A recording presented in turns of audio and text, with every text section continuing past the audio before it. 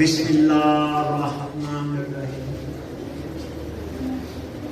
رب اشرح لی صدری ویسر لی امری واحلل عقدۃ من لسانی یفقهوا قولی.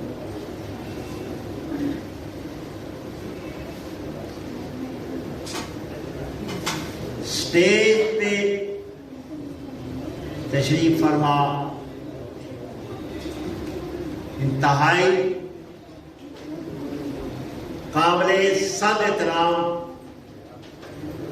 گجرانوالہ کی صحافت اور تعلیم کی درخشاں ستارے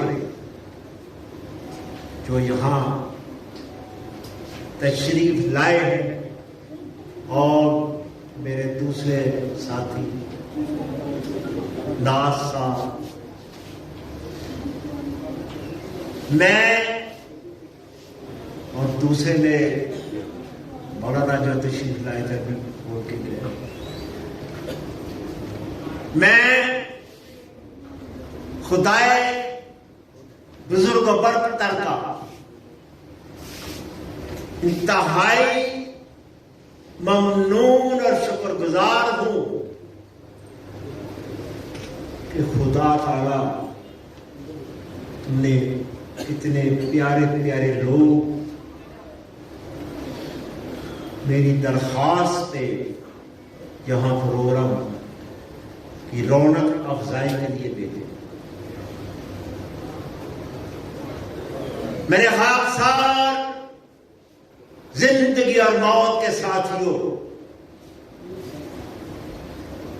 آپ سب کو میرا عسکری سلام قبول ہو.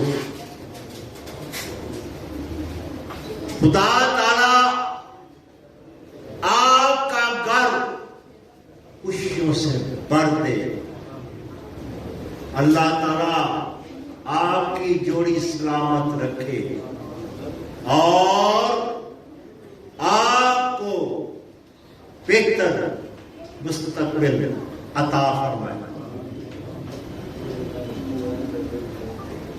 آج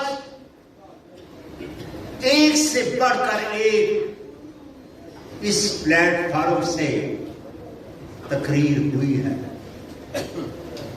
ہر ایک میرے ساتھی مقرر نے اتنے سلاروں سے کہ ہمیں اس جیش میں جگہ دی جائے.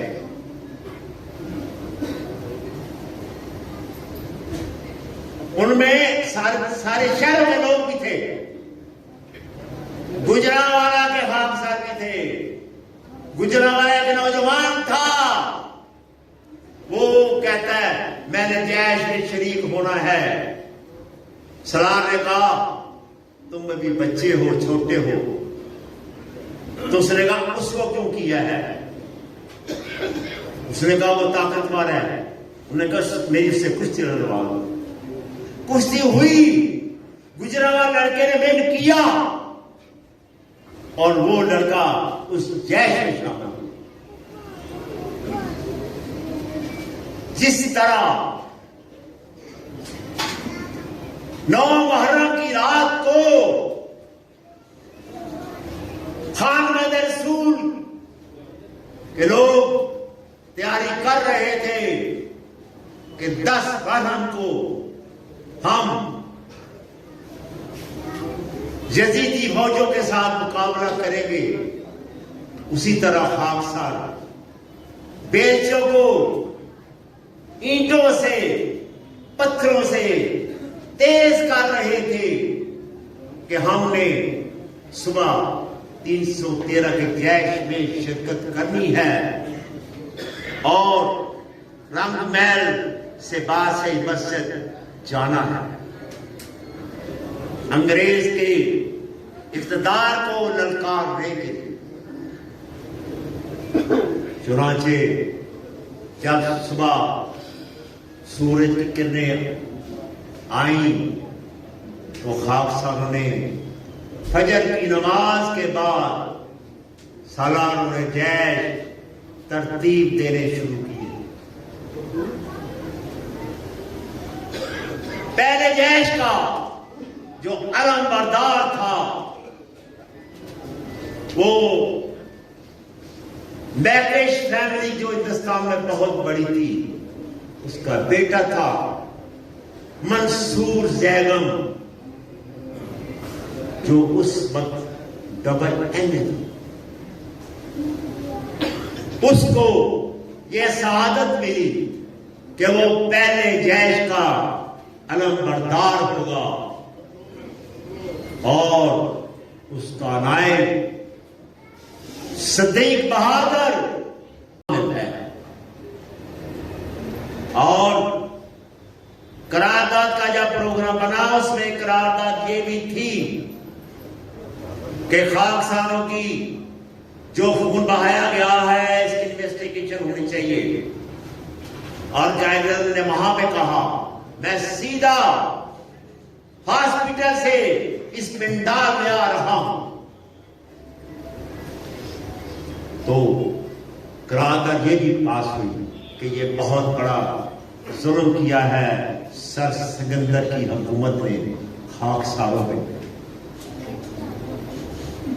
1940 سے وہ خاکسار اپنے خدا کے پاس چلے گئے۔ آج خاکسار تاریخ اگر زندہ ہے ان افراد کی شکل میں تو ان شہداء کے خون کا صدقہ جو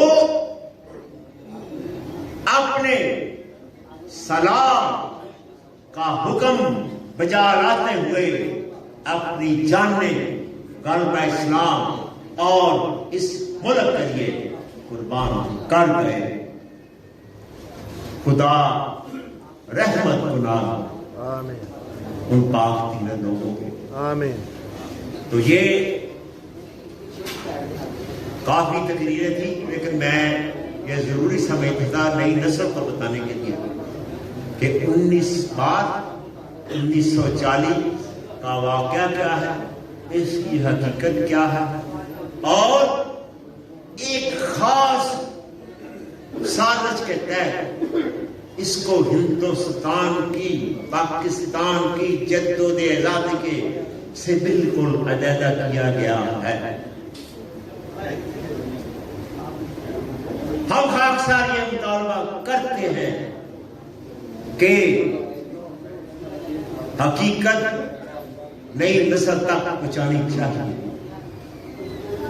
ہسٹری کا جب مورخ لکھے گا یہ سارے واقعے صحیح لکھے جائیں گے اور نئی نسل کو پتہ چل سکے گا کہ ان کے آباء و اجداد نے جو آزادی حاصل کی وہ خون سے کی۔